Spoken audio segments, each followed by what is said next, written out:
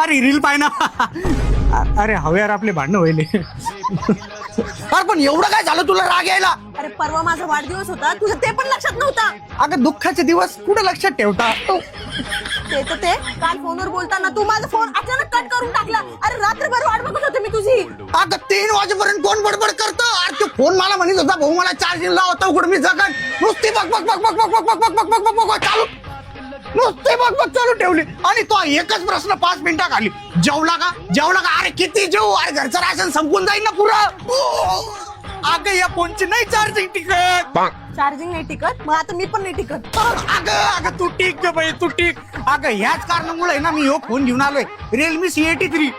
अरे मग काय उपकार केले का माझ्यावर? तुझ्यासाठी मी काय काय नाही करत. अरे बाथरूम मध्ये जाऊन तुला फोनवर बोलते, घरामध्ये एकटी कोण तुला बोलते, छतावर जाऊन तुला बोलते, घरच्यांना खोटं बोलून तुला बोलते, आणि तू माझ्यासाठी हे फोन घेतलं. तू उपकार केले का?